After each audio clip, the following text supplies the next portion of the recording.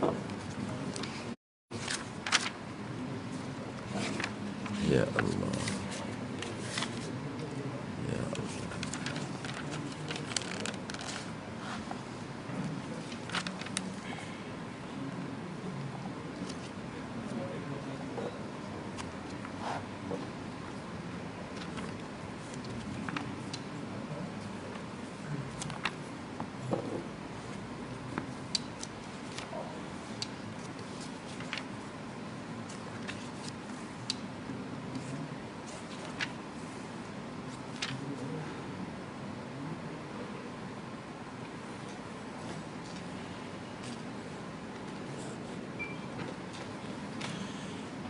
أعوذ بالله السميع العليم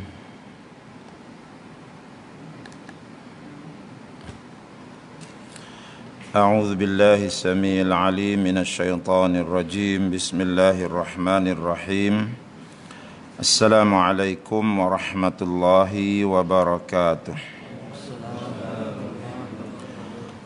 الحمد لله رب العالمين وبه نستعين على أمور الدنيا والدين أشهد أن لا إله إلا الله وأشهد أن محمدا عبده ورسوله اللهم صل على سيدنا محمد وعلى آله وأصحابه أجمعين أما بعد.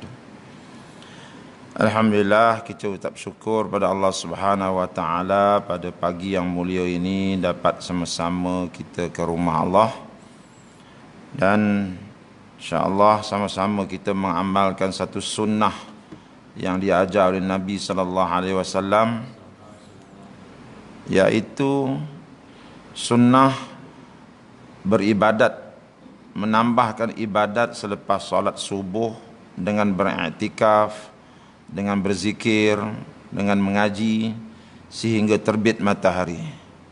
Dan selepas terbit matahari ditunaikan sembahyang sunat 2 rakaat. Maka orang yang buat amalan seperti ini, Nabi sebut orang itu mendapat pahala haji yang sempurna, haji yang sempurna, haji yang sempurna. 3 kali Nabi ulangkan. Jadi mudah-mudahan sunnah ini dapat kita hidupkan dan kita dapat pahala yang besar daripada Allah Subhanahu wa taala.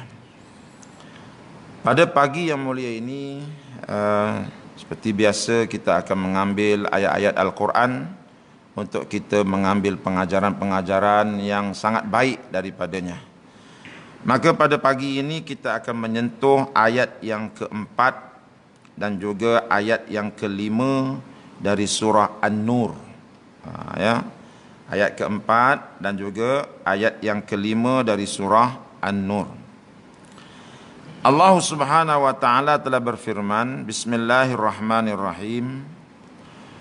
Walladzina yarmunal muhsanat thumma lam ya'tu bi arba'ati syuhada fajliduhum 80 jaldah wa la taqbalu lahum syahadatun abada wa ulaika humul fasiqun illa alladhina tabu min ba'di dhalika wa aslahu fa innallaha ghafurur rahim. Dan orang-orang yang melemparkan tuduhan zina kepada perempuan yang terpelihara kehormatannya, kemudian mereka tidak membawakan 4 orang saksi, maka sebatlah mereka 80 kali sebat. Dan janganlah kamu menerima persaksian mereka itu selama-lamanya, kerana mereka adalah orang-orang yang fasik. Kecuali orang-orang yang bertaubat sesudah itu dari kesalahan yang tersebut serta memperbaiki amalannya, maka sesungguhnya Allah Maha Pengampun lagi Maha Mengasihani. Inilah ayat dalam surah An-Nur ayat 4 sehingga ayat 5. yang mana ayat ini menceritakan kepada kita tentang satu perbuatan buruk yang jika dilakukan maka Allah telah menyediakan hukuman yang tertentu, iaitu 80 kali sebatan. Dan inilah yang dikatakan hudud, ya, hukuman-hukuman yang telah ditetapkan oleh Allah akan kadarnya. Ya, kalau dia tuduh perempuan yang baik itu berzina, maka 80 kali sebatan. Maka hukuman-hukuman yang telah ditetapkan oleh Allah dalam Al-Quran kadarnya, maka itu dipanggil hudud. Dalam ayat ini Allah menyebut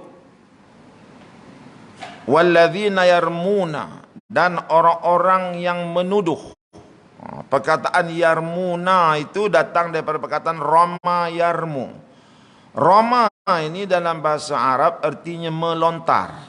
Ya, melontar. Kita tengok perbuatan orang melontar macam mana. Bila dia lontar tu, ya, maka dia akan baling sekuat-kuat hati.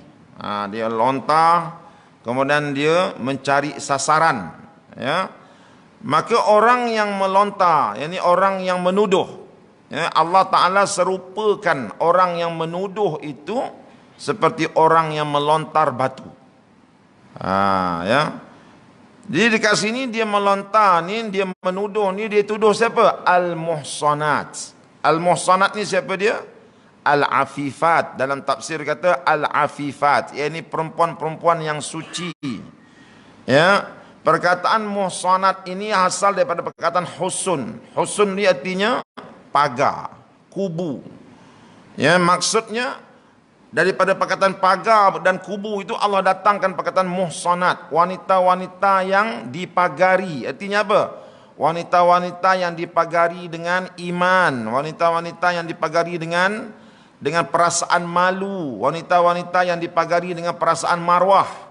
Perempuan-perempuan baik seperti ini dipanggil muhsanat. Ya. Tiba-tiba ada orang menuduh al-muhsanat ini, perempuan-perempuan yang baik-baik ini, dengan apa? Dengan berzina. Dengan berzina. Bukan tuduh berdua-duaan, bukan tuduh, ya. Dia tuduh berdua-duaan itu pun tak boleh juga. Tapi dalam ayat ini Allah tumpukan kepada menuduh perempuan-perempuan yang suci itu berzina. Ya, seperti dia kata apa? Saya nampak si fulanah Aminah itu dia berzina. Dia tuduh. Jadi dalam ayat ini Allah Ta'ala gunakan istilah muhsanat, wanita-wanita yang suci. Dia meliputi juga lelaki-lelaki yang suci. Bukan makna dalam ayat ini kesnya menuduh perempuan suci, ya tak. Menuduh lelaki yang suci pun termasuk dalam qazaf, termasuk dalam menuduh yang tidak baik. Ya. Jadi siapa-siapa yang menuduh wanita-wanita yang suci, yang tak buat kesalahan, tapi kita kata dia berzina, kita menuduh lelaki-lelaki yang baik-baik, yang menjaga diri dia, menjaga maruah dia, tapi dituduh dengan berzina, maka orang tersebut dia boleh tuduh. Sebab dia ada mulut, tapi dia kena ingat, bila kita menuduh orang ini satu kes yang sangat berat. Sebab apa? Bila orang itu dituduh dengan berzina, maka itu akan menjatuhkan maruah diri dia. Bukan saja diri dia jatuh maruah, keluarga dia pun jatuh maruah. Orang ini mungkin akan menderita selama-lamanya. Sebab apa? Masyarakat akan memandang jijik pada dia. Ya, anak-anak dia mungkin akan diejek oleh kawan-kawan dia di sekolah. Bapa engkau berzina. Itu. Mungkin anak-anak perempuan dia, anak-anak laki-laki dia, tak ada orang nak kahwin lagi dengan anak dia sebab bapa berzina. Engkau ni keturunan tak baik. Macam-macam akan berlaku. Ya, jadi dia punya tuduhan tu bukan kecil, besar. Ya, sebab itu Allah Ta'ala meletakkan syarat. Kamu kena buktikan apa yang kamu tuduh itu. Kalau kamu sekadar tuduh, saya nampak si fulan, si fulanah itu berzina, itu belum cukup. Kamu kena buat apa? Bawa 4 orang saksi. Kena bawa 4 orang saksi yang cukup dengan syarat-syaratnya. Ya, tapi kalau dia tak bawa 4 orang saksi, thumma lam ya'tu bi arba'ati syuhada, dia tak bawa 4 orang saksi, dia sekadar tuduh, ya, maka fajlidu, maka ndaklah kamu jilid mereka, ndaklah kamu sebat mereka. Perkataan jildu itu artinya kulit, artinya ndaklah kamu sebat pada kulit mereka, biar mereka terasa sakit.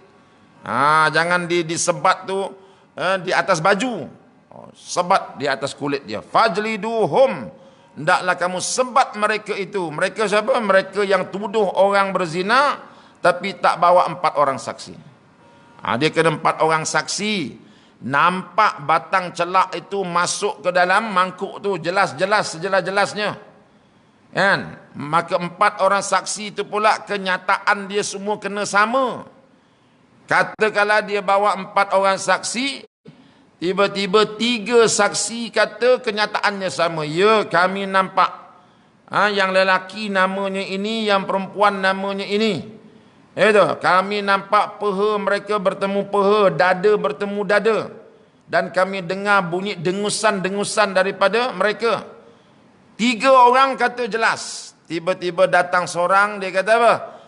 Saya hanya dengar bunyi dengusan itu, tetapi saya tak nampak pula peha bertemu peha. Saya nampak dia baru berdiri saja depan perempuan tu, walaupun dua-dua tak pakai baju, boleng dua-dua, tapi saya nampak dia berdiri saja, bukannya dia buat benda tak elok. Nampak? Jadi kenyataan 3 sama, 1 tak sama, maka kes ini akan dibuang dan 3 orang tadi akan disebat. Walaupun bawa 4 orang saksi, kenyataan 4 saksi itu kena sama. Kalau ada beza sikit saja yang menampakkan kekeliruan, maka kes itu tidak dianggap berzina. Maka yang menuduh ini akan disebat 80 kali sebatan. Ya. Jadi benda ni bukan benda mudah. Sebab kita ni telah menjatuhkan maruah orang. Dan kalau dia tak betul, maruah orang jatuh. Dan kalau betul, orang ini kalau dia dah berkahwin, dia akan dihukum mati. Bukan senang-senang, bukan mudah-mudah tu. Ya, kalau betul tuduhan kamu, 4 orang saksi ni datang, beri penyaksian yang betul, yang tepat, sabit kesalahan, yang berzina ini kalau dia dah berkahwin, dua-dua akan direjam. Ini melibatkan nyawa orang, bukan sikit-sikit ni, bukan kes kecil ni. Kalau mereka belum berkahwin, maka tiap-tiap seorang akan disebat 100 kali sebatan. 100 kali sebatan bukan sikit, boleh membawa maut juga. Jadi sebab itu Islam meletakkan syarat yang begitu ketat. Mesti ada 4 orang saksi, nampak depan mata. Bukan sekadar dengar bunyi daripada belakang tirai, bukan. Ya, kena nampak betul-betul. Dalam kitab fiqh sebut, seperti kamu nampak batang celak masuk ke dalam mangkuknya. Jadi barulah kesalahan itu akan disabitkan. Ya, tapi kalau kamu tak bawa juga, kamu gagal, kamu dah tuduh, maka Allah menyediakan 3 hukuman dia. Tengok ni. Allah sediakan berapa hukuman? 3 hukuman. Ya, apa hukuman pertama? Yang pertama, fajliduhum thamanina jaldah, sebatlah mereka dengan 80 kali sebatan. Ya, banyak tu. Ya, tak pasal-pasal kena 80 kali sebatan. Sebab nuduh orang, tak ada buat kerja lain. Ya. Yang kedua hukuman dia apa dia? Wala taqbalu lahum syahadah. Dan jangan kamu terima lagi penyaksian mereka. Artinya orang ini, kamu jangan percaya lagi cakap dia. Ya, jangan lagi percaya cakap dia. Kalau dia nak buat penyaksian, jangan dengar lagi penyaksian dia. Ya, dalam bulan Ramadan, tiba-tiba orang ni, dia kata apa? Saya nampak anak bulan Ramadan. Jangan percaya cakap dia. Sebab ini orang yang disabitkan pernah berbohong. Ya, ini orang pernah disabitkan berbohong, oleh itu jangan percaya lagi cakap dia. Habislah tuan-tuan, dalam hidup kita ni, Bila orang semua dah tak nak percaya cakap kita, apa guna hidup lagi? Kan, orang dah tak nak percaya dah. Apa juga kita cakap orang tak percaya dah. Ya, kita tengah semayang kat sini, tiba-tiba datang, dia kata, cik, dekat belakang tu ada sampah terbakar. Jangan percaya, cakap dia, pembohong tu. Pergi hantar orang lain, pergi tengok dulu. Jangan percaya. Sebab orang ni dia pernah berbohong dalam kes yang besar. Ya, jadi Allah Ta'ala hukum dia, masyarakat jangan lagi percaya cakap dia. Ini hukuman berat ni. Ya. Kemudian hukuman yang ketiga apa dia? Wa ulaika humul fasiqun. Allah kategorikan orang ini termasuk orang-orang jahat, orang-orang fasik. Ya, fasik di sini bukan makna fasik yang bawa kafir, bukan. Fasik di sini maknanya orang ini dikategorikan sebagai orang jahat, penjenayah, orang yang tak boleh dipercayai. Gitu. Ya. Jadi segala benda buruk tertimpa pada dia. Sebab apa? Sebab dia tak mampu, dia tuduh orang berzina, tiba-tiba dia tak mampu bawa 4 orang saksi. Allah sediakan 3 hukuman berat kepada mereka. Mampu ke kita? Kan? Mampu kita nak buat macam nak tanggung 3 benda tu? Ya. Jadi ini merupakan satu hukuman berat yang sekaligus memberi peringatan kepada orang mukmin supaya jangan sekali-kali membuat perbuatan ini. Baik, Allah teruskan lagi perbincangan, kata Allah, illa, kecuali. Illal ladzina tabu mim ba'di dzalik, kecuali orang-orang yang bertaubat sesudah itu dari kesalahan tersebut. Wa aslahu, dan dia memperbuat amalan yang baik. Illa dekat sini ialah makna kecuali. Kita dah bincang dah tadi bahawa orang yang tuduh orang yang berzina, tiba-tiba dia gagal membuat penyaksian, dia akan disebat 80 kali sebatan, dia akan ditarik keistimewaan untuk memberi penyaksian, dan ketiga dianggap fasik. Illa, kecuali. Kecuali dekat sini berlaku khilaf di kalangan ulama. Illal ladzina tabu, kecuali kalau mereka itu bertaubat daripada kesalahan mereka. Jadi kalau mereka bertaubat, saya dengan ini mengaku salah, dia kena buat statement. Ya, dia kena buat statement. Hari Jumaat duduk depan masjid, hari itu saya tuduh si fulan bin si fulan berzina, hari itu saya tuduh si fulan bin si fulan berliwat. Tapi saya sudah berbohong sebenarnya. Dia kena buat statement. Saya telah berbohong. Kena buat statement. Dan saya bertaubat dan berjanji tidak akan buat lagi. Ya. Inilah kejahatan diri saya. Kena buat gitu. Kan? Jika dia buat begitu, maka dia akan terselamat daripada mana? Daripada 2 hukuman. Ada ulama kata terselamat daripada 1 hukuman. Jadi hukuman dia ada berapa tadi? 3. Pertama sebat, yang kedua dianggap fasik, yang ketiga penyaksian dia tidak diterima. Dalam mazhab Imam Syafi'i, dia kata kalau orang ini bertaubat, maka dia akan diampunkan daripada 2 hukuman. Hukuman apa? Hukuman pertama, dia tidak lagi dianggap fasik. Hukuman yang kedua, penyaksian dia di mahkamah boleh diterima semula. Ini dalam mazhab Syafi'i. Cuma sebat 80 kali sebatan itu tak boleh nak lebih kurangkan. Kena sebat juga. Kalau dia bertaubat, tapi taubat bukan sekadar istighfar gitu, kena buat statement. Kena buat kenyataan. Kalau zaman kita ni kau kena tulis dalam surat khabar. Iklankan. Keluar dekat televisyen, buat dalam YouTube, buat dalam TikTok, beritahu saya berbohong. Dia kena buat gitu. Maka kalau dia buat begitu, dalam mazhab Imam Syafi'i kata apa? Orang ini diampunkan daripada 3 hukuman kepada 1 hukuman. 2 hukuman dimaafkan. Apa dia? Dia tidak lagi dianggap fasik dan kenyataannya di mahkamah boleh diterima. Tetapi dalam mazhab Imam Abu Hanifah dia kata apa? Orang ini dia bertaubat macam mana pun, maka dia hanya terampun daripada satu hukuman saja. Apa dia? Dia sudah lagi tidak dianggap fasik, tetapi kenyataan dia, penyaksian dia di mahkamah tetap tidak boleh diterima. Imam Hanafi dia keras sikit. Ya. Walaupun dia dah bertaubat, tetapi disabitkan dia pernah berbohong satu ketika dulu, maka orang ini tak boleh diterima lagi penyaksian dia, dan sebatan 80 kali sebatan perlu dilaksanakan. Ya.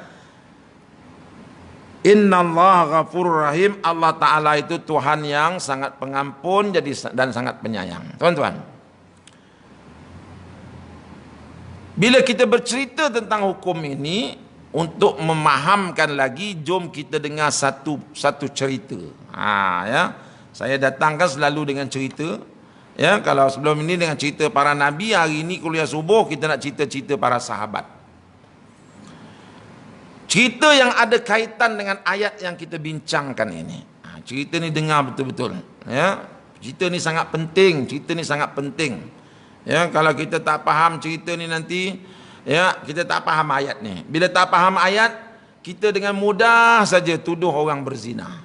Dengan mudah saja tuduh orang berliwat. Itu tanpa kita rasa takut. Tak ada takut langsung. Sedangkan hukumannya berat, ya, menuduh orang berzina ni. Baik.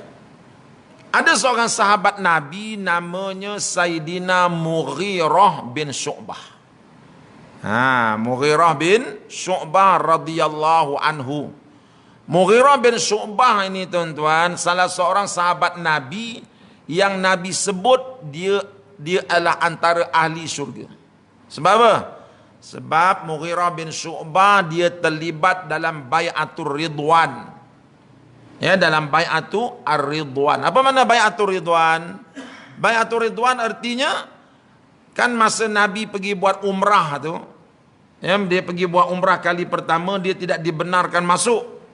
Kan, lepas tu Sayyidina Uthman dihantar masuk ke dalam kota Mekah untuk buat negotiation dengan pemimpin-pemimpin di dalam tu, dengan pemimpin Quraisy.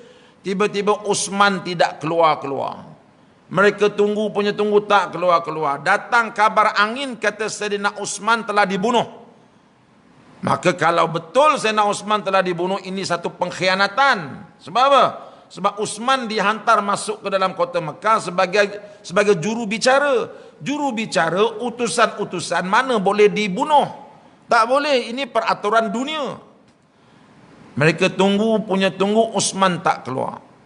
Kabar angin kata dia telah dibunuh. Maka Nabi telah menghimpunkan para sahabat di bawah sepohon pokok di Mekah, ya, dan mereka telah berjanji untuk menuntut bela di atas kematian Uthman bin Affan, dan mereka akan setia dengan perjanjian itu.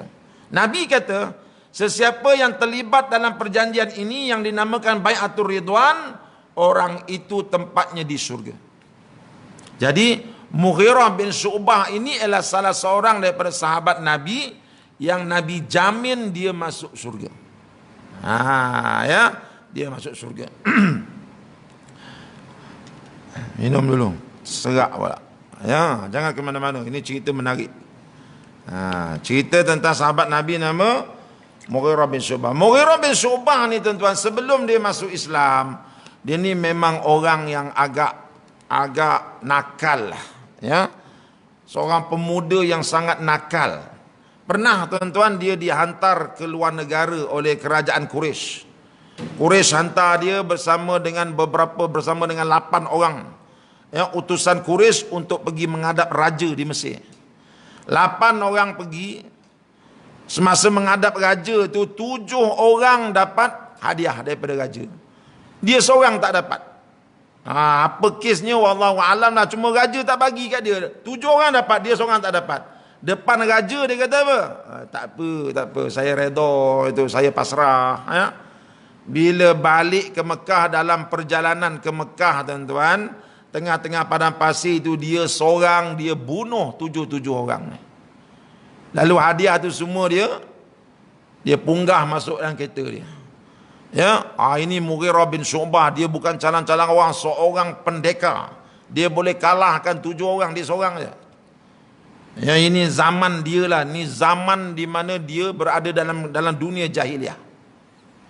Tapi macam mana pun hidayah Allah bila dah sampai, penyamun besar mana pun, perompak besar mana pun, kalau hidayah masuk dalam hati dia akan bertaubat.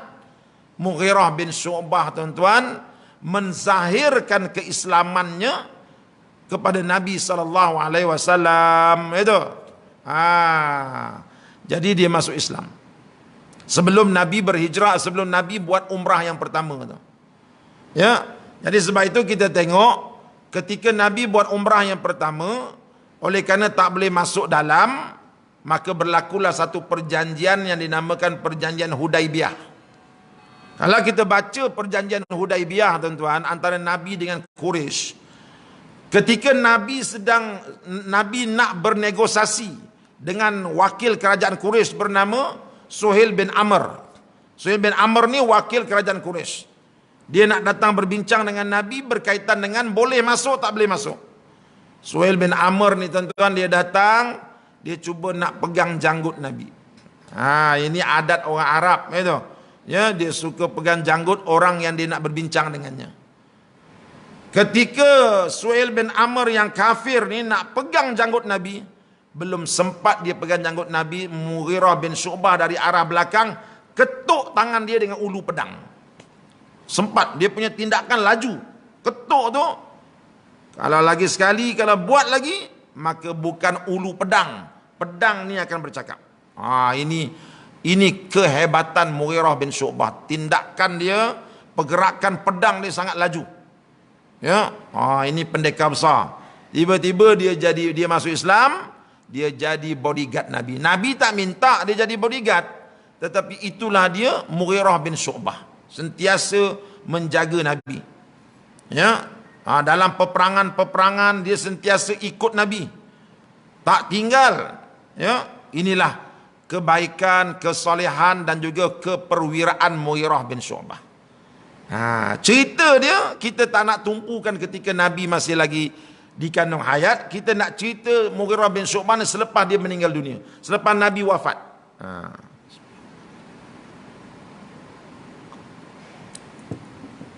Selepas Nabi wafat, kerajaan Islam ni dia berkembang.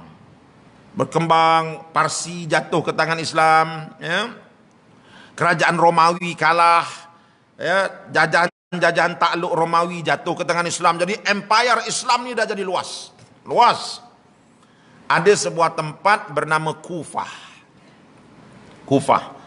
Ya, Sayyidina Umar telah melantik Mughirah bin Syu'bah ni jadi dia punya gubernur di Kufah. Sebab apa dia pilih Mughirah? Sebab penduduk Kufah ini memang terkenal dengan kekerasan mereka. Jadi tak ada pemimpin yang layak untuk mendidik orang yang keras melainkan Mughirah bin Syu'bah.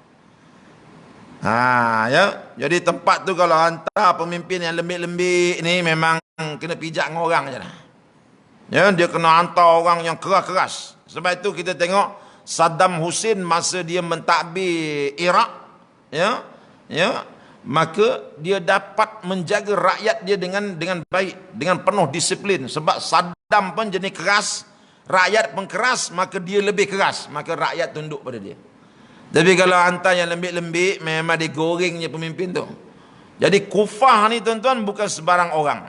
Dia kena hantar pemimpin yang tegas, pemimpin yang cekal hati.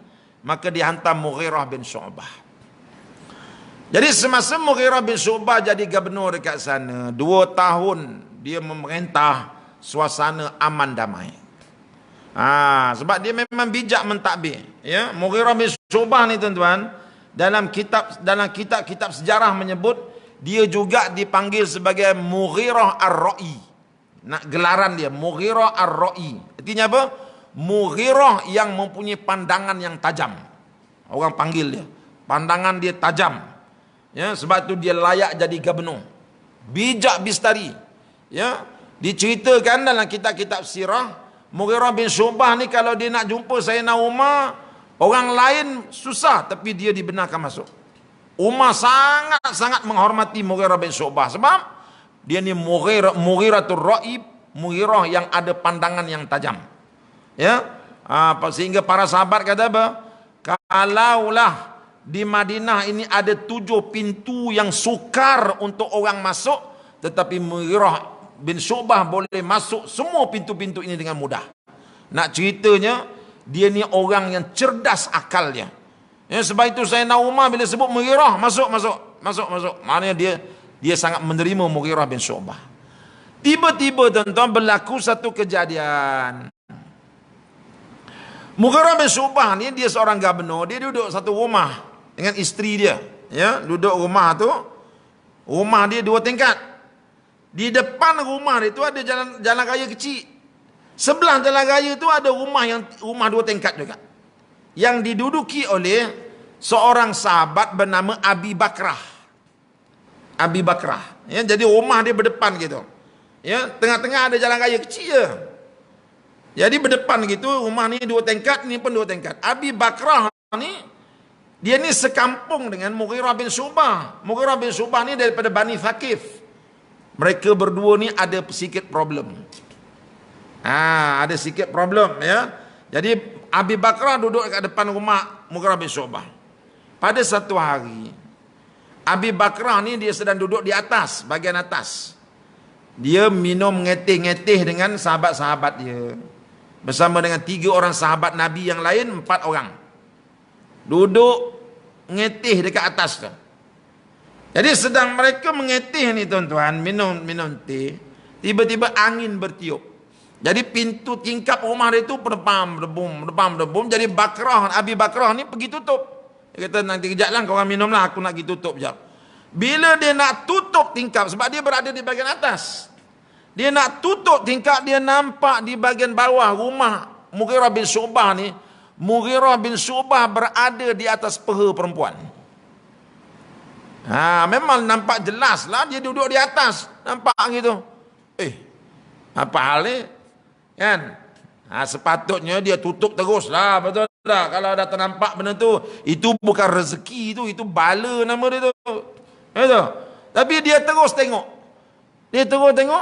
Dia dengar bunyi dengusan, dia nampak peha bertemu peha, dada bertemu dada. Kan? Cuma dia nampak daripada arah belakang. Mana bila nampak daripada arah belakang, punggung boleh nampak, tapi kepala tak nampak. Tak apa. Ya, dia pun panggil kawan-kawan dia. Mari sini. Kawan dia kata apa? Marilah. Bila mari tengok, 3 orang sahabat Nabi tengok lagi. Ini rumah gubernur kita ni. Kan? Macam mana ni? Dengan siapa dia buat tu? Kita tunggu dulu adingan ni selesai. Dia tunggu sehingga habis adingan. Bila dia tunggu adingan tu habis, Mughirah bin Syu'bah pun bangun, perempuan tu bangun. Bila bangun perempuan tu, mereka nampak perempuan itu ialah Ummu Jumail. Ummu Jumail ni bukan isteri dia. Ummu Jumail ni ialah seorang perempuan yang duduk di Kufah, yang mana dia suka berjalan ke rumah-rumah pemimpin-pemimpin Kufah. Dia suka bercakap dengan isteri-isteri pemimpin. Suka berjalan kaki borak ni. Dia kata itu Ummu Jumail tu. Kan? Maka bila mereka dah nampak benda tu, mereka pun tutup tingkap. Bila masuk waktu zuhur, Mughirah bin Syu'bah nak jadi imam. Sebab di sana bila gubernur dia lah jadi imamnya. Abi Bakrah sekat dia, kau tak layak lagi jadi imam kami. Sebab apa? Kami berempat nampak kamu berzina dengan Ummu Jumail. Jadi Mughirah bin Syu'bah naik angin lah, satu badan naik angin. Bila pula aku berzina dengan Ummu Jumail? Memang betul lah aku ada bersama tadi, itu isteri aku. Tak, kami nampak Ummu Jumail. Jadi bila tuduhan itu dibuat, hebohlah satu Kufah tu. Sayyidina Umar terus panggil 4 orang saksi balik ke Madinah Al-Munawwarah segera. Dan Mughirah bin Syu'bah pun dipanggil balik ke Madinah menghadap Umar Ibn Al-Khattab. Sebab ini bukan tuduhan ringan, ini berat. Lalu 4 orang saksi dipanggil menghadap Sayyidina Umar, termasuk Mughirah. Maka Sayyidina Umar bertanya dulu, bawa seorang-seorang masuk bilik. Tanya Mughirah, kamu buat ke tak buat benda ni? Wallahi saya tak buat. Yang saya setubuhi itu ialah isteri saya, bukan orang lain. Baik, kamu boleh keluar. Memanglah orang yang dituduh dia akan menafikanlah. Ya. Lalu dipanggil Abi Bakrah. Abi Bakrah masuk. Ya. Kamu betul-betul nampak, tuan. Ini saya quotekan apa yang dia sebut seperti mana yang tersebut dalam kitabnya. Tuan, saya nampak peha dia bertemu peha. Dan saya nampak dada Mughirah berada atas dada perempuan tu. Dan saya dengar bunyi dengusan. Kamu nampak daripada arah mana? Saya nampak daripada arah belakang. Kalau daripada arah belakang, macam mana kamu tahu itu Ummu Jumail? Kami tunggu sampai dia habis buat.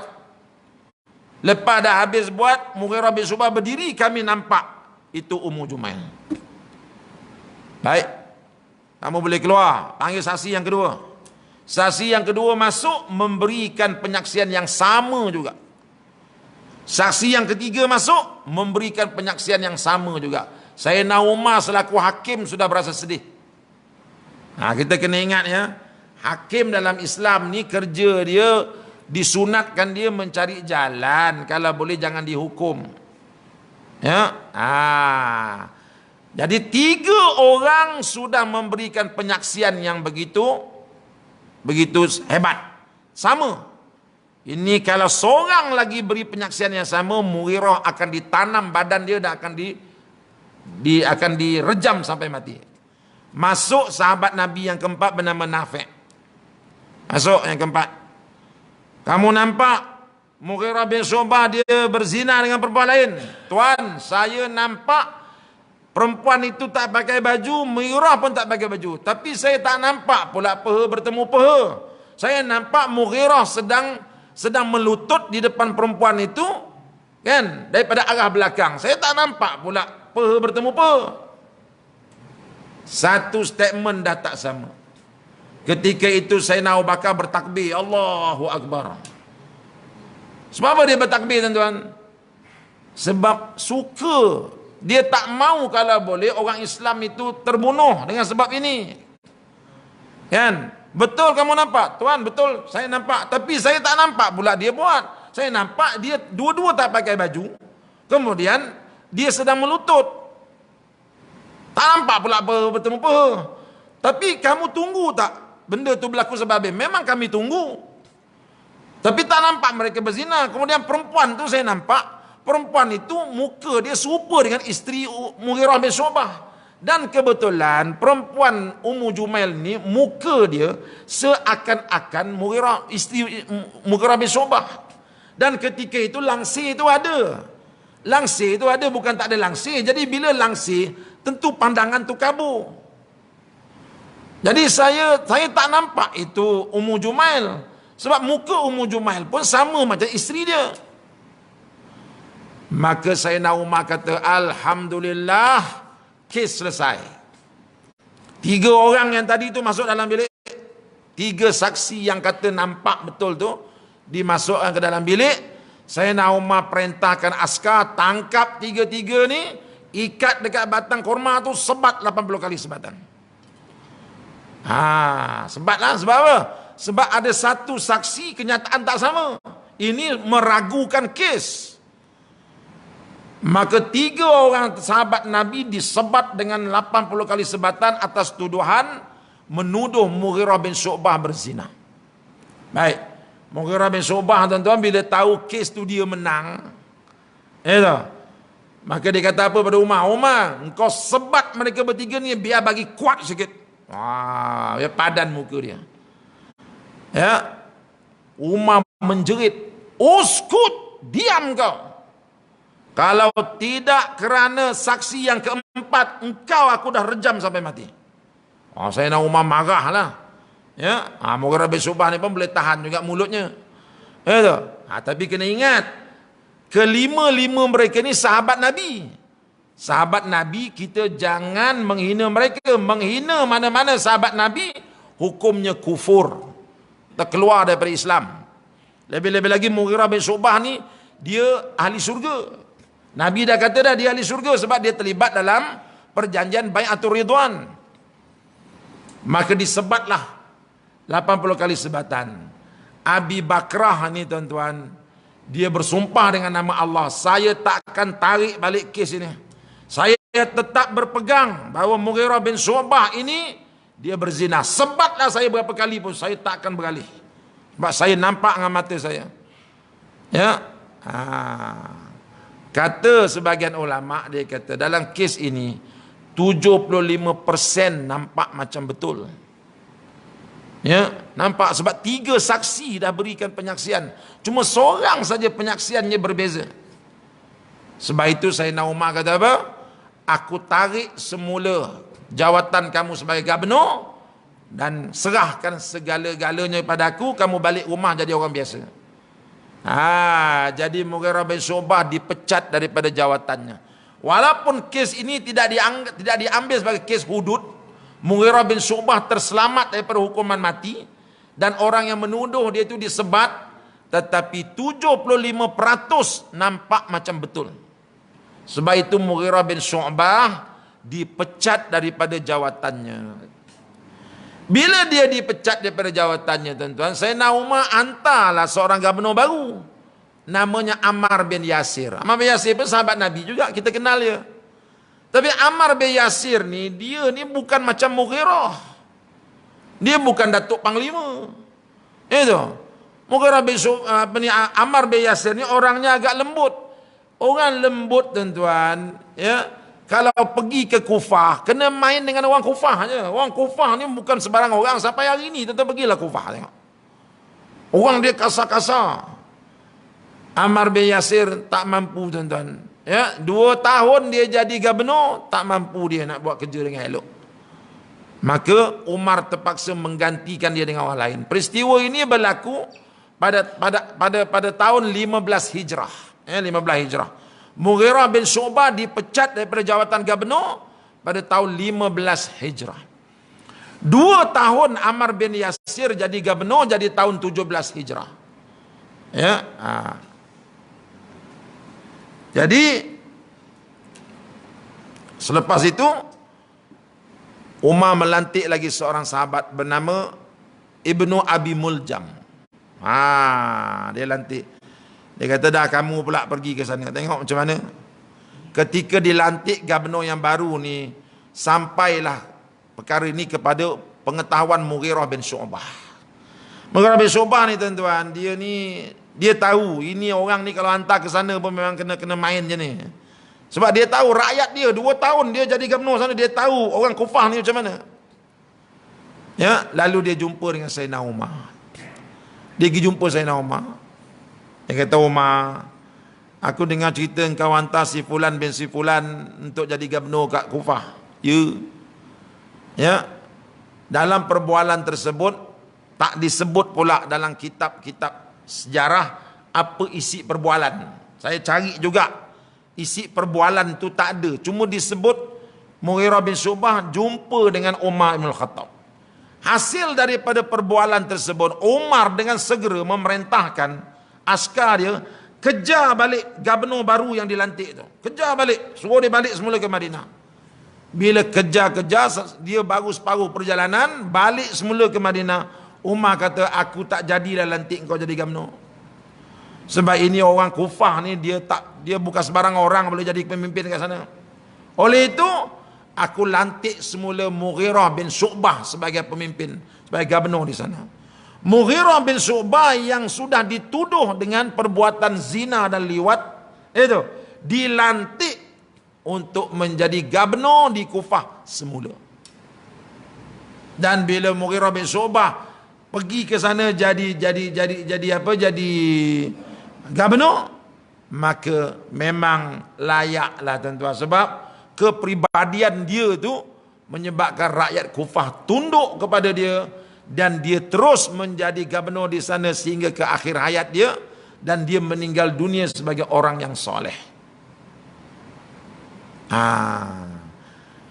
Dalam kejadian ini, tuan-tuan, apa pengajaran yang kita dapat belajar?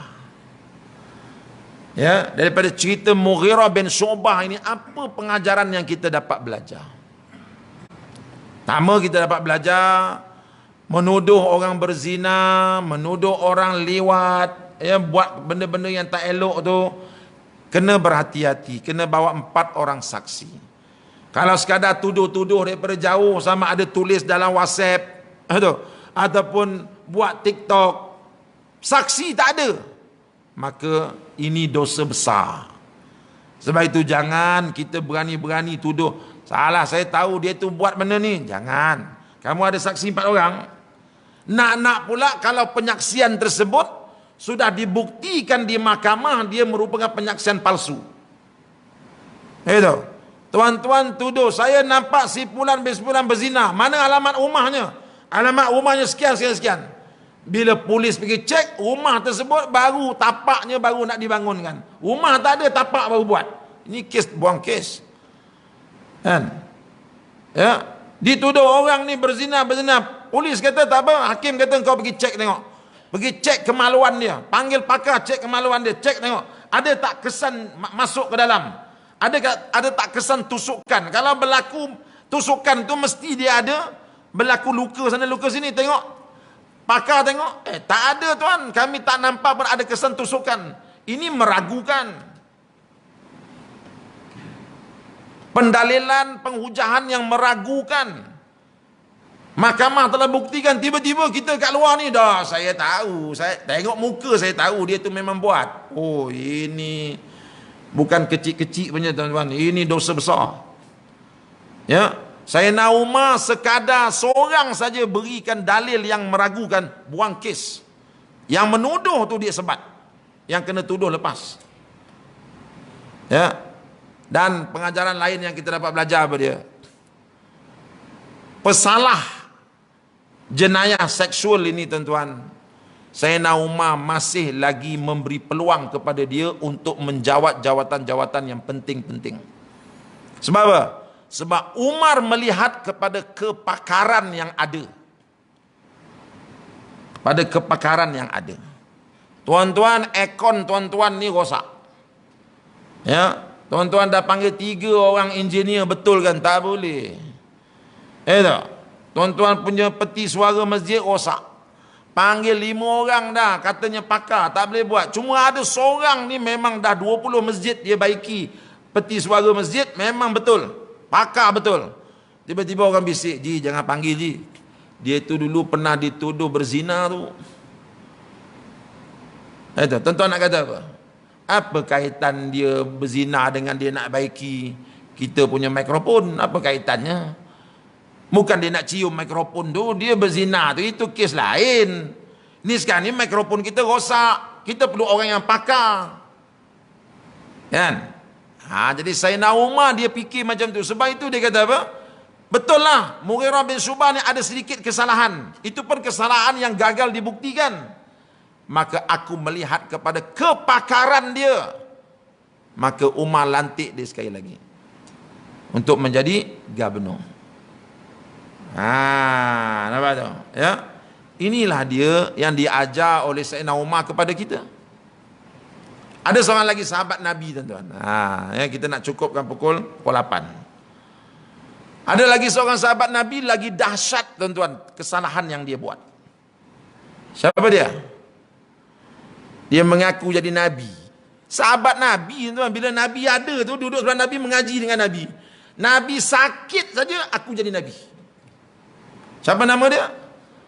Tulaihah ibn Khuwailid al-Asadi.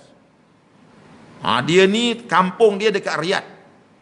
Di apa ni? Kalau kita sekarang pergi Saudi, di Riyadh lah. Riyadh dengan Madinah ni agak jauh. Ya, jadi dia ni orang sana. Dia masuk Islam dan Islam dia bagus. Pergi perang dengan Nabi. Memang belajar dengan Nabi. Nabi bagi kuliah, dia ada. Memang sahabat yang bagus. Tapi Allah Ta'ala uji dia. Uji dia apa? Uji dia ni gila jawatan. Gila jawatan. Dia ada sikit penyakit dalam badan dia ni. Ya, dia gila jawatan. Dia suka orang tanya pandangan dia. Oh, pemimpin lah. Dia tengok Nabi sakit aja. Oleh kerana dia duduk jauh daripada Madinah, dia pun mengaku bahawa Jibril turun kepada dia menyampaikan wahyu. Jadi Nabi dah dia. Macam Kahar tu, siapa nama Kahar? Kahar jaga rimau kat zoo. Jadi bila dia mengaku Jibril turunnya Nabi, ada pula pengikutnya tu.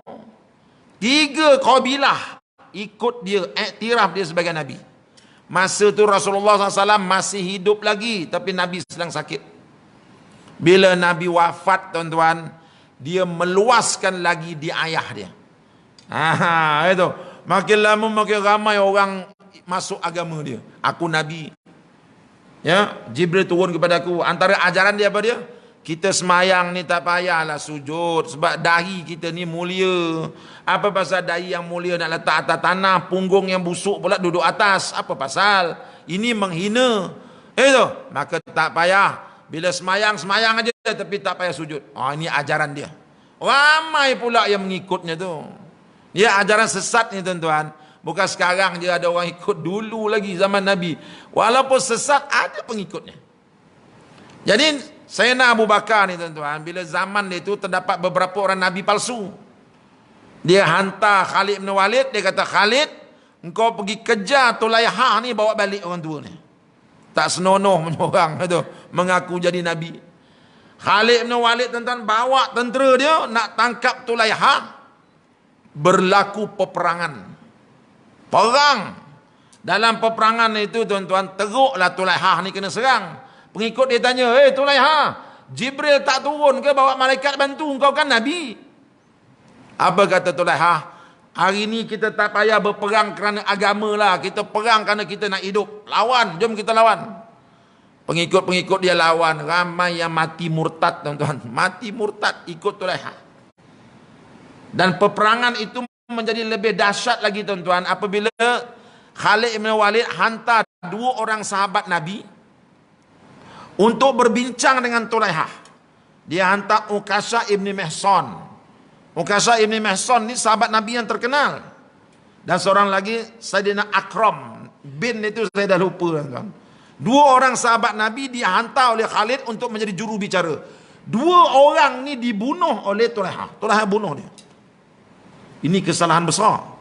Membunuh utusan perang, ini dosa besar. Dan dalam peperangan ini, tuan-tuan, Tulaihah kalah.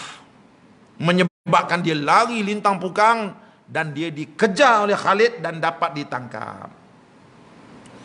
Dapat ditangkap, dibawa ke Madinah. Dan bila dibawa ke Madinah, tuan-tuan, Allah Ta'ala buka pintu hati dia untuk dia bertaubat. Dia bertaubat, masuk Islam semula, mengucap 2 kalimah syahadah. Tapi dia tak nak duduk di Madinah dah. Dia malu. Malulah, tuan-tuan. Itu. Dia balik duduk di kampung dia di Riyadh. Bila dah duduk sana, dia jadi seorang Muslim yang baik. Dia jadi seorang Muslim yang taat pada Allah. Tak buat dah benda tak elok tu. Tiba-tiba, tuan-tuan, pada zaman pemerintahan Sayyidina Abu Bakar, Sayyidina Umar hantar tentera untuk berperang dengan kerajaan Parsi. Kerajaan Parsi. Satu kerajaan yang kuat, yang menyembah api dan berhala. Ya. Dalam peperangan ini, tuan-tuan, perang Al-Qadisiyah dipanggil. Tentera-tentera Islam ramai terbunuh. Sebab apa? Sebab Parsi ini bukan sebarang tentera, dia kuasa besar dunia. Dan peperangan Qadisiyah ni mereka menggunakan gajah. Gajah yang besar-besar tu duduk di bahagian hadapan. Bertembung dengan orang Arab yang pakai kuda. Kuda dia tak biasa tengok gajah macam tu. Jadi kuda-kuda ni melompat-lompat. Bila melompat-lompat, tak boleh dikawal. Saf tentera Islam ni jadi agak berterabur. Gajah ni datang pijak gitu je. Ramai askar-askar Islam yang syahid. Maka Sa'ad bin Abil Waqqas, panglima perang Islam, sahabat Nabi juga, hantar surat kepada Umar, minta supaya dia hantar 2,000 orang sebagai bantuan. Hantar segera 2,000 orang. Sayyidina Umar baca surat tu, dia hantar 2 orang aja. Hantar 2 orang. Saat minta 2,000, dia hantar 2 orang. Dia hantar 2 orang. Siapa dia? Dia hantar Tulaihah. Dia kontaknya si Tulaihah ni yang ada dekat Riyadh. Halo, engkau sila lapor diri kepada Sa'ad bin Abi Waqqas. Jangan duduk seorang-seorang dah. Itu. Tulaiha ni tuan-tuan, dia taat kepada Umar. Dia pun lapor diri, dia berdua datang dengan salah seorang sahabat Nabi lagi, 2 orang datang. Bila datang menghadap Sa'ad bin Abi Waqqas, Sa'ad angin lah tuan-tuan, angin dia. Aku minta 2,000 yang kau hantar 2 orang. Ni siapa suruh? Kau tak nampak nombor kosong belakang tu? Kata Sayyidina Umar, engkau minta 2,000, aku baca surat tu, aku tahu engkau nak 2,000. Ni aku hantar 2,000 lah ni. Mana 2,000 nya 2 orang? Tulaiha ni kekuatan dia sama dengan 1,000 orang. Yang seorang ni pun sama dengan 1,000 orang. Jadi 2,000. Engkau guna dulu, baru kau tahu. Dan jangan kau buat apa-apa tindakan dalam peperangan ini melainkan mesti dapat nasihat daripada Tulaiha. Sebab Tulaiha ni dia panglima. Jadi sampai Abu Bakar tunduk lah, sebab ini arahan Umar. Maka mereka diberikan operasi yang pertama. 8 orang askar Islam diberikan satu misi yang pertama, masuk ke dalam kawasan orang-orang Parsi dan cuba tangkap seorang untuk dibawa balik. Kita nak maklumat. Dan Tulaiha dilantik menjadi ketuanya. Maka 8 orang ni masuk menyusup. Baru mereka masuk kawasan Parsi tuan-tuan, tiba-tiba kehadiran mereka ditunggu dengan 10,000 orang tentera Parsi. Mereka dah siap dah. Tu 8 orang dah masuk. Tuan-tuan bayangkan 8 orang ni punya kelang kabut tuan-tuan. Kehadiran mereka disedari. Maka 7 orang ni kata, Tulaiha, kita kena undur. Nak lawan apa? Kita 8 orang ni. Kan Tulaiha kata, aku tak undur dah. Kalau kau nak undur balik lah, aku izinkan. Balik. Tapi aku, no. Selagi misi ni tak berakhir, aku takkan balik. Ini Sayyidina Tulaiha. Ya. Jadi Tulaiha ni tuan-tuan, 7 orang balik, tinggal dia seorang. Dan dia berjaya menyusup masuk ke dalam kemah orang-orang Parsi ni. Ya. Di tengah-tengah kawasan tu ada kemah Panglima Rastum. Panglima Rastum ni panglima Parsi lah. Dia punya ketua panglima dia, Rastum. Dia ada kemah cantik. Luar kemah tu dia letak kuda dia. Kuda panglima ni tentulah kuda yang hebat. Tulaiha ni tuan-tuan, kebijaksanaan dia, dia berjaya menyusup masuk seorang-seorang. Seorang-seorang dia sampai ke tengah kawasan Parsi. Bermakna dia dah tinggalkan jauh tu. Ibarat kawasan dia besar ni, ini Parsi, tengah-tengah ni kemah. Dia dah berjaya menyusup masuk ke tengah. Bila dia masuk ke tengah, dia nampak khaimah Panglima Rastum. Dia nampak ada kuda cantik kat depan. Bila dia nampak kuda cantik itu, terliur dia.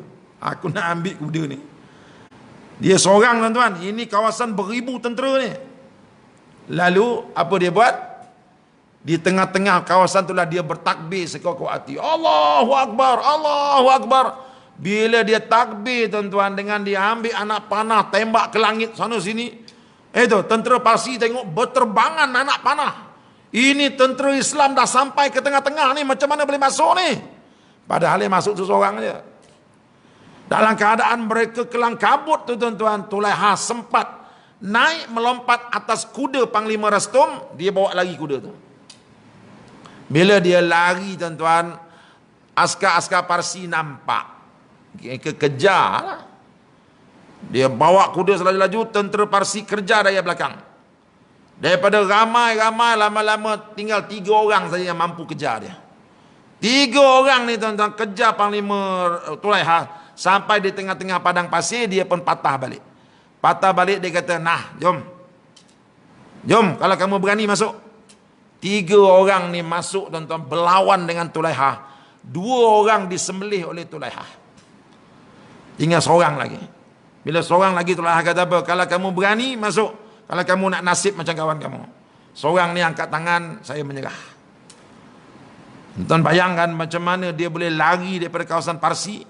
Kuda panglima, dia bawa lari ni kuda panglima, bukan kuda askar private biasa tuan-tuan. Ya. Jadi panglima punya marah, suruh kejar. Yang kejar tu mati, dia bunuh. Tinggal seorang. Seorang tu dia bawa balik. Dia kata misi aku berjaya. Sebab apa? Sebab Sa'ad kata bawa balik seorang. Ni aku dah bawa balik. Dia ikat orang tu, bawa balik, jumpa Panglima Saad. Bila Panglima Saad tengok orang tawanan dah ada, Tulaiha pun hidup lagi, dia pun tanya, dia minta maklumat. Gini, bagi maklumat. Askar Parsi itu kata apa? Tuan, saya akan bagi semua maklumat, tak ada masalah. Tapi izinkan saya cakap satu perkara. Apa dia? Saya nak beritahu tuan, ini Tulaiha, ini bukan orang. Itu, bukan orang. Dia seorang bersamaan dengan 1,000 orang tentera Parsi. Sa'ad bin Abi Waqqas termenung. Tadi Sayyidina Umar kata dia ni bersamaan dengan 1,000 orang. Sekarang ni penyaksian itu diberikan oleh tentera Parsi. Sebab dia kata mana mungkin dia seorang boleh masuk ke tengah. Mana mungkin kami kejar dia ramai-ramai, tiba-tiba yang sempat kejar 3 orang je. 3 orang ni pula dia bunuh. Ini bukan sebarangan orang. Dia seorang bersama dengan 1,000 orang. Ini Panglima Tulaiha. Seorang yang dulu pernah mengaku jadi Nabi, buat kesalahan yang besar. Kerana dia ramai orang yang mati murtad. Kerana dia bunuh utusan perang. Tiba-tiba Sayyidina Umar tengok apa? Dia kata memanglah itu jenayah dia. Tapi dia dah bertaubat. Dalam Islam, orang yang buat dosa besar mana pun bila dia bertaubat, dia seperti orang yang tak berdosa.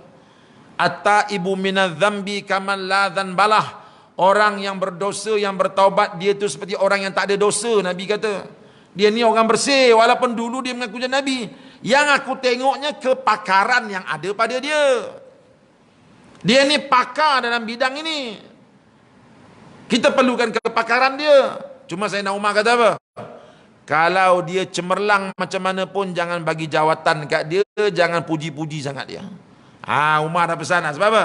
Sebab Umar tahu dia ni dulu, dia mengaku jadi Nabi tu sebab dia teringin nak jadi pemimpin. Dia teringin orang puja dia. Jangan puji-puji dia, jangan bagi dia jawatan. Jadi sahabat Abi Waqqas tuan-tuan, walaupun Panglima Tulaiha ni berjasa kepada Islam, tetapi sahabat Abi Waqqas tak puji dia, buat diam. Terima kasih gitu je lah. Dan tak bagi dia jawatan apa-apa. Tapi Tulaiha ni, dia sudah bertaubat kepada Allah. Dan dalam peperangan itu tuan-tuan, dia mengajar tentera-tentera Islam buat serangan yang kedua.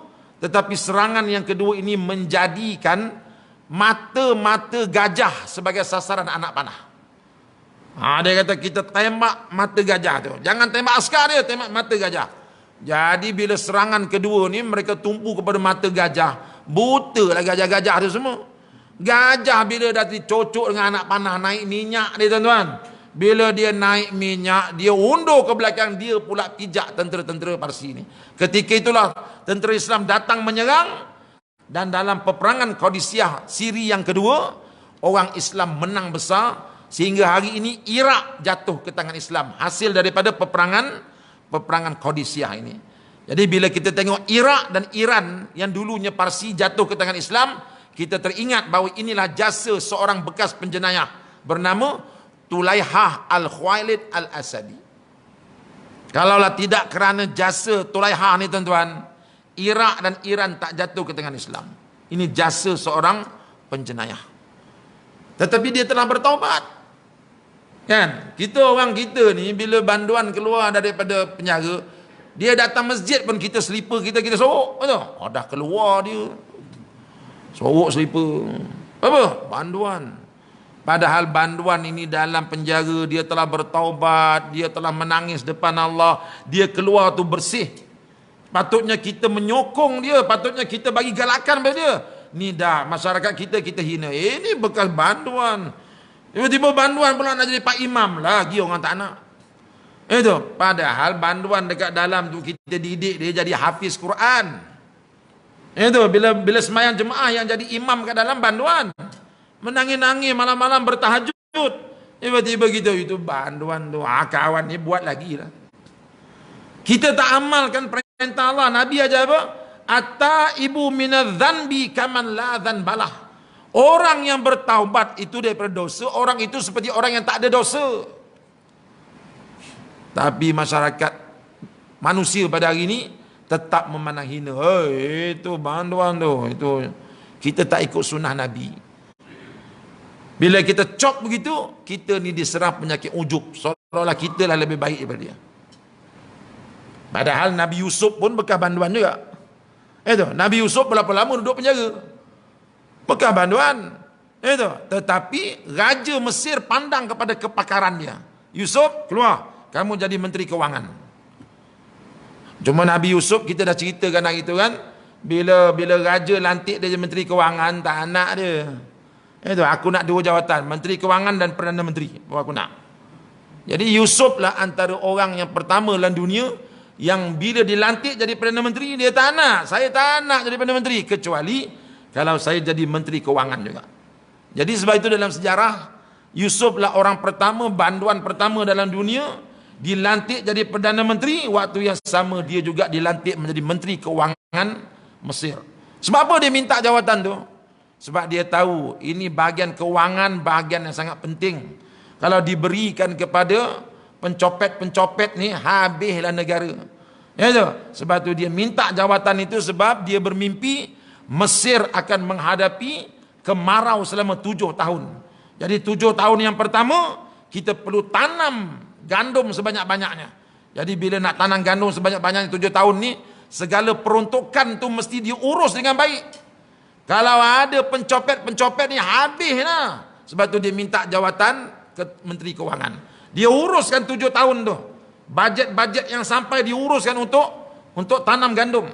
Bila kemarau berlaku, negara-negara lain habis kering kontang, tak boleh makan. Mesir selamba je. Sebab apa? Sebab dia dapat seorang pemimpin yang jujur, yang jaga khazanah negara selama 7 tahun. Sehingga bila kemarau berlaku, simpanan gandum cukup untuk dimakan. Itu dia. Ini Nabi Yusuf bekas banduan, tapi dia raja tengok kepakaran dia. Tulaihah juga bekas banduan, tetapi Umar tengok dia punya kepakaran. Mughirah bin Syu'bah juga bekas banduan, tetapi Umar tengok kepakaran dia. Janganlah kerana secalit kesalahan maka kita menafikan keupayaan yang diberikan Allah kepada orang-orang tertentu. Jangan gitu ya. Saya duduk penjara lama.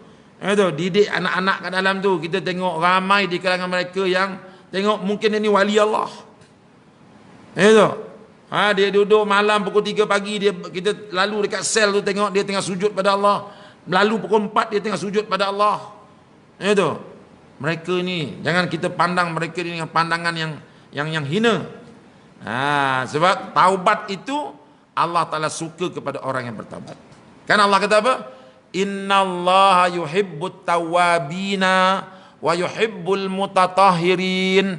Allah Ta'ala suka kepada orang-orang yang bertaubat dan orang yang suka membersihkan dirinya. Allah suka, tiba-tiba kita tak suka. Kita dah berlawan dengan Allah Subhanahu Wa Ta'ala.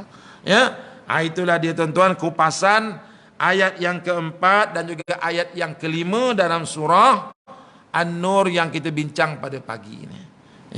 Harap-harap ada sedikit kebaikan yang kita dapat daripada apa yang kita bincang pagi ini. Sampaikan kepada teman-teman kita yang tak hadir atau teman-teman kita yang tertidur. Sebab kisah ini bila kita cerita, ada juga orang tolak. Mana boleh, tak betul lah kisah ni. Tak betul apa? Kita jumpa kisah ini dalam Sahih Bukhari. Kisah ini ada dalam kitab tarikh yang ditulis oleh Ibnu Kathir. Kisah ini ada dalam kitab tarikh yang ditulis oleh Tabari, oleh Imam Tabari. Satu kisah yang tidak boleh dinafikan. Bila kita nafikan, habis. Saya 2 hari lepas buat satu research tentang Imam Bukhari dan juga ulama-ulama hadis, kaitan mereka dengan ahli-ahli bid'ah. Kan zaman itu ada ahli bid'ah daripada Syiah, daripada Khawarij, daripada Murji'ah. Setelah disiasat, ada di kalangan imam-imam ahli sunnah wal jamaah, antara perawi-perawi mereka ialah orang-orang ini. Tak ramai, seorang dua, tetapi mereka tetap menerima. Seperti Ibn Hibban dalam kitab hadis dia, ada antara rawi dia ialah orang yang terlibat dalam akidah Murji'ah. Dia terima hadisnya. Sebab bila ditanya, mengapa awak terima ini ahli bid'ah? Dia kata, yang penting orang ini disabitkan tidak pernah berdusta dan dia orang yang jujur dan bertakwa. Adapun akidah dia, itu dia dengan Allah. Aku nak ambil hadis dia. Jadi sebab itu tuan-tuan, saya sebut semalam sebelum solat Jumaat, orang-orang ahli sunnah wal jamaah ini apa dia? Dia tak suka membenci orang. Dia tak suka buang orang. Dia kata apa? Fulanun habibi kulubina. Si fulan bin si fulan, walaupun dia jahat macam mana pun, dia tetap buah jantung hati aku. Walakin al-haqqu ahabbu ilaina, tetapi kebenaran itu lebih kami sukai. Maknanya ahli sunnah wal jamaah ialah satu kumpulan orang yang tak suka bersangka jahat kepada sesama manusia. Ini jangan kita bersangka jahat pada orang-orang, ya. Kadang-kadang orang tu nampak begitu, tapi sebenarnya dia bukan begitu. Dia lain rupanya. Ya. Saya beberapa kali orang jumpa saya. Dia kata, tengok dalam internet nampak macam garang ustaz ni, macam sarjan lah, dia kata. Tapi bila dah jumpa, baik rupa orangnya. Supaya juga saya tengok tuan-tuan kan. Kadang-kadang bila saya ceramah tu, tuan-tuan pandang saya tengok, ini lain macam Pak Haji ni pandang aku. Mesti garang macam ni. Tapi bila makan tengok, Allah, bagusnya Pak Haji ni, ramah tamahnya dia. Cuma dengan ceramah tu, bila dia tumpu tu, muka dia nampak garang sikit. Tapi bila masa makan tu, baik Pak Haji ni, ya. Gitu. Jadi kita bersangka baik dengan semua manusia. Itulah yang diajar oleh Allah dan Rasul. Dah pukul 8 kita kena berhenti, sebab tak ada kuliah subuh lebih pukul 8, ya. Nanti dia jadi kuliah duha pula. Itu saja. Yang baik yang tuan-tuan dengar datang daripada Allah, yang kurang daripada saya mohon maaf. Dan sebelum kita berpisah, di belakang sana tuan-tuan ada kita letakkan sedikit expo kecil, korma fresh daripada Madinah. Ya, saya bimbang tuan-tuan beli sebarang korma. Banyak korma masuk dekat Malaysia ni sekarang ni, korma mahal tuan-tuan. Jadi menyebabkan korma lama tu dijual balik. Sebab tu hati-hati bila beli korma, buka dalam tengok ada ulat tak, ada bubuk tak. Tuan-tuan goyang sini, kalau dengar bunyi dia punya biji itu, boleh dengar biji dia, itu korma yang dah kering, yang dah lama. Itu dia korma yang fresh, kita goyang biji dia kita tak boleh dengar. Itu fresh. Ya. Jadi hati-hati, takut-takut kita nak amal sunnah tiba-tiba termakan ulat. Ya. Sebab tu kami bawa yang fresh daripada Madinah. Ada dekat luar tu, untuk orang seksyen 20, ambil saja berapa banyak nak. Saya bagi, ya tu. Tapi bayar lepas tu. Ya. Supaya kita boleh bergerak jauh lagi, ya. Itu sajalah tuan-tuan. Sekian, assalamualaikum warahmatullahi wabarakatuh. Bismillahirrahmanirrahim. Alhamdulillahirabbil alamin, wassalatu wassalamu ala rasulil amin wa ala alihi wa ashabihi ajmain. Allahumma nawwir qulubana binuri hidayatika kama nawwartal arda binuri syamsika abadan abada. Ya Allah, terangkanlah hati kami dengan cahaya hidayah darimu, seperti mana engkau telah terangkan dunia ini dengan cahaya mataharimu. Rabbana atina fid dunya hasanah wa fil akhirati hasanah wa qina azaban nar. Walhamdulillahi rabbil alamin.